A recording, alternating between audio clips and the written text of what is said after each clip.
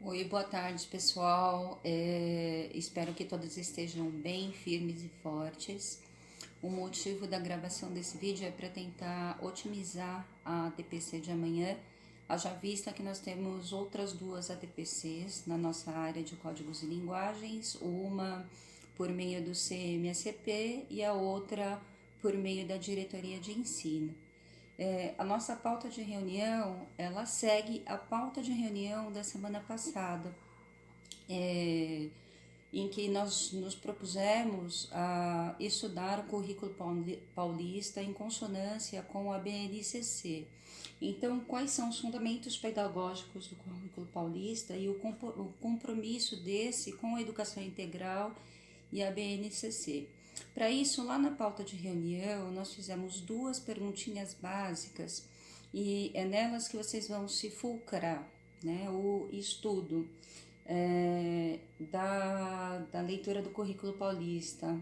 Ele vai das páginas 28 a 43, porém, para responder as páginas em que vamos estudar amanhã, as quais vamos estudar amanhã ou comentar amanhã, vão até a página 36.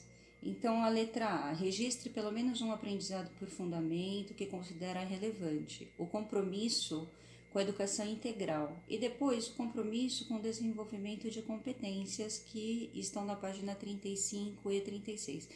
Então, na semana passada, a gente já havia falado no grupo a respeito da construção do currículo paulista em consonância com a BNCC, que não é a construção de um currículo para a rede estadual, então independe da rede, seja ela privada ou pública, ela tem como princípio a educação integral do aluno, né? Então o professor, ele não é, como há muito tempo, não é o detentor do saber, ele é o mediador desse saber, né?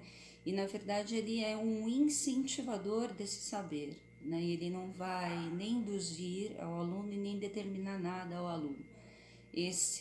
Essa BNCC, assim como outros estudos, ele já vem decorrentes de outros estudos. Nós citamos até mesmo o relatório de Delors de 1998 na construção dos 4 pilares, em que também a BNCC se ancora, né, que é o aprender a conhecer, é o aprender a fazer, é o aprender a conviver, é o aprender a ser, tá? Um dos referenciais teóricos, o qual eu estudei é Edgar Morin. Na época ele foi convidado a fazer parte dessa conferência, e daí saiu um livro. Ele escreveu o livro A Cabeça Bem Feita, que eu posso passar em PDF para vocês, cujo princípios, né, ele discorre sobre. Então, o primeiro seria as cegueiras do conhecimento, o erro e a ilusão.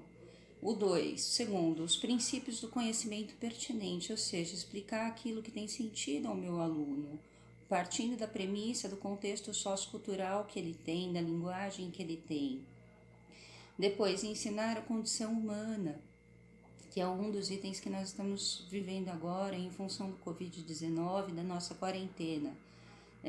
Ensinar a identidade terrena, enfrentar as incertezas. Eu acho que esse quinto saber é o que a gente mais está se apropriando nesse momento. A gente está mais aprendendo a aprender, aprendendo a ser a partir daí, a partir dessas incertezas, porque a gente projeta uma porção de coisas e às vezes, e muitas vezes, não acontece da forma, né, a qual nós esperamos, e a gente não tem outros planos para isso, a gente acaba se frustrando com a nossa própria projeção. Então, aprender a enfrentar essas incertezas e o que a gente vai fazer com ela. Ensinar a compreensão humana, né? Então ele vai ao encontro, ao terceiro pilar, que é o aprender a conviver, né? E a ética do gênero humano, tá? Tudo isso que eu falei, juntamente aos 4 pilares, né? Eles estão ancorados algumas competências da BNCC, tá? Então são 10 essas competências, só para lembrá-los, tá? valorizar os conhecimentos históricos em todas as dimensões, socioculturais, emocionais, exercitar a curiosidade do aluno, as habilidades que ele tem e as competências a quais de repente ele não tem habilidade, mas ele vai desenvolver, ou habilidades que ele já tenha e ele vai exercitar, melhorar, transformar em competência, valorizar e fruir das manifestações artísticas e culturais, que é um item muito importante. Quando a gente fala fruir e a gente fala a palavra estética, a gente lembra de salão de beleza, né, cabelo, unha, e não, né? O que é uma fruição estética? Ela é subjetiva. Aliás, a gente está trabalhando para que não só os alunos, mas nós também, no nosso protagonismo sênior, a gente se transforme de indivíduos a sujeitos. E essa fruição, ela pode ser coletiva, mas ela acontece de maneira individual. Então, você vai ao teatro, ao cinema, por exemplo, assistir uma peça, cada um vai fazer uma leitura e vai sentir de uma forma. Porque aí ele envolve, como diz o Merleau-Ponty, os 5 sentidos. Então, é o olfato, é o tato, é a visão. Então, você tem aquelas pessoas que são mais sinestésicas. Quando elas se aliam e você fica anestesiado, porque é daí que vem a palavra estética, de aestesis aistanestai. A Silvia Carbonell, Sônia Carbonell, ela fala um pouquinho sobre isso, Merleau-Ponty também, a Marilena Chauí também fala sobre isso. É aquele olhar, ficar extasiado, êxtase, né? Ficar sem ter o que falar, né? Naquele tempo... Kairos, né? Por que acabou, por que passou, tá? A quarta competência seria utilizar diferentes linguagens, isso a gente acredita que na medida do possível a gente já está fazendo. O quinto, compreender as tecnologias digitais. E o sexto, valorizar a diversidade de saberes.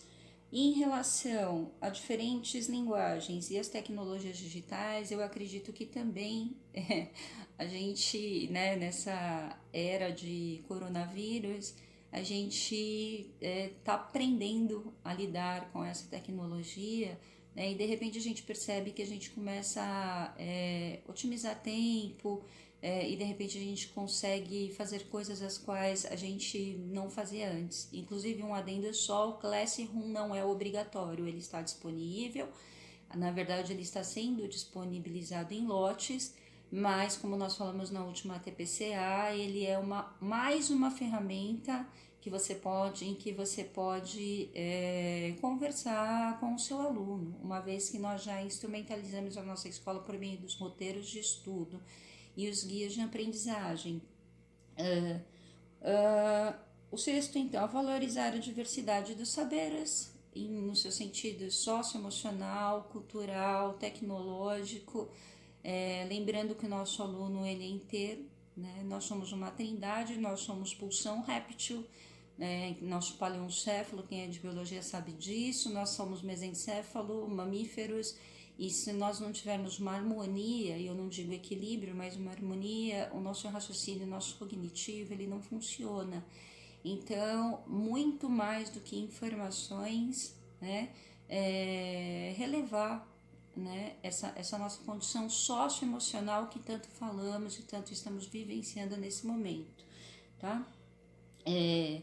Estimulá-los a argumentar, assim como nós também, e para isso a gente precisa ler, né? Então, eu acho que o estímulo à leitura não importa por meio de qual linguagem, mas a gente só vai buscar argumentação por meio de algumas referências. E para os nossos alunos, quem são os melhores formadores de opinião neste momento? Os nossos professores, porque eles confiam em nós, né? Então, eu falei em um outro vídeo para os alunos. No Google você acha qualquer coisa, qualquer referência, né? Então qualquer um coloca qualquer coisa, fala qualquer coisa. Então nós servimos enquanto orientadores dessas referências para os nossos alunos, além do estímulo a essa leitura. E é por meio dessa leitura que ele vai aprender a buscar os seus argumentos em cima daquele pensamento que ele constrói a partir do momento que ele se torna um sujeito. Conhecer-se, né? Exercitar a empatia. Nossa, tá difícil nessa época nossa de quarentena, né? De valorização e revalorização de coisas, pessoas. Então, essa questão da alteridade, a questão do estar no outro, né? Ou ver o outro. A partir do momento que eu vejo o outro, eu não deixo de ver a mim, mas o eu, ele se torna recessivo. O eu e o outro, ele está junto, né? Então, ora um está recessivo, ora o outro está recessivo.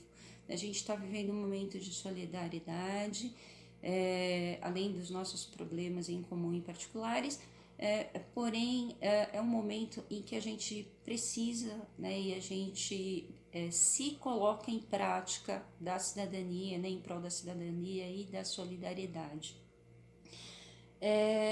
E tudo isso para quê? Para a gente chegar num ponto principal, que é a 10ª competência, que é a formação da nossa autonomia. Eu particularmente não gosto muito da palavra formação, porque parece que coloca todo mundo em forma, né? E essa não é a intenção.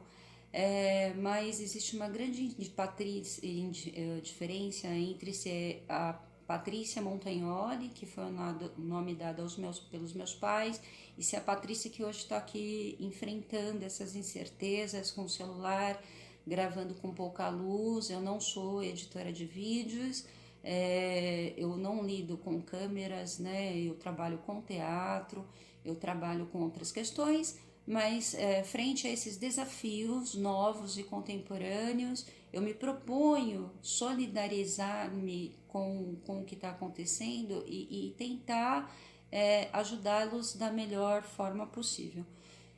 Em cima disso que eu falei para vocês, eu gostaria que vocês relessem na pauta de reunião as letras A e B. Então, a letra A, registre pelo menos o aprendizado por fundamento que considera relevante. Né? O compromisso com a educação integral, das páginas 28 a 35, e o compromisso com o desenvolvimento de competências, que vão das páginas 35, são a página 35 e 36. Porque aí amanhã a gente ganha tempo, né? A gente já discute sobre isso. Eu sei que teve gente que já antecipou entregando alguns guias de aprendizagem, mas um dos motivos pelos quais a gente estudou essa pauta de reunião foi para que vocês pudessem trabalhar esses guias de aprendizagens, os quais serão recolhidas pelas PCAs, lidos, relidos, feitos os apontamentos e devolvidos para depois serem entregues à nossa PCG, uma vez que a gente tem que compreender o que diz o currículo paulista, quais são as premissas e qual a consonância com a BNCC que visa essa integralidade, né? Então, na parte das habilidades, a gente não precisa ser tão prolixo, né? A gente coloca ali, além da informação, não esquecendo do nosso sócio emocional, dessa trindade, né? Então, emoção, afetividade e razão. Eu espero ter antecipado a nossa pauta, né? E a gente se vê amanhã. Fica um grande beijo no coração.